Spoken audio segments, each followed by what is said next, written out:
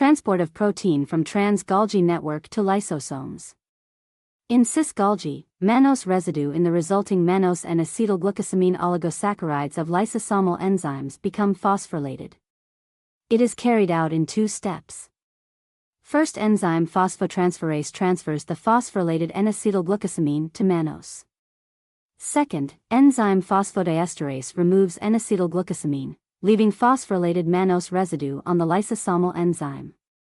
Many mannose 6-phosphatase binds to M6P receptors in trans-Golgi network.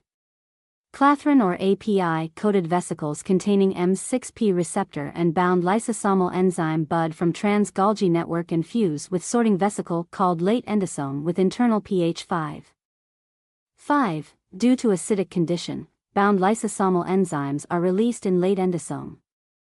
Phosphatase enzyme inside late endosome removes the phosphate from lysosomal enzyme to prevent rebinding of M6P.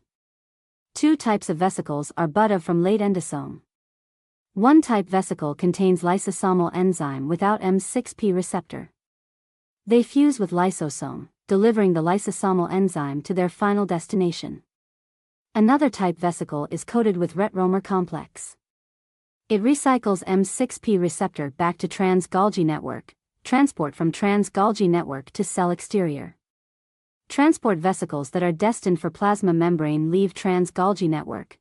The soluble proteins inside the vesicles are secreted to the extracellular space by the fusion of the vesicles with the plasma membrane, which is called exocytosis. There are 2 pathways. 1. Constitutive secretory pathways operate in all cell. Many soluble proteins are secreted, which also supplies plasma membrane with newly synthesized lipids and proteins. It does not require energy to release of collagen secretion by fibroblast cells. 2. Regulatory secretory pathway in specialized secretory cell. Only selective proteins in trans-Golgi network are diverted secretory vesicles where protein concentrated and store until extracellular signal stimulates.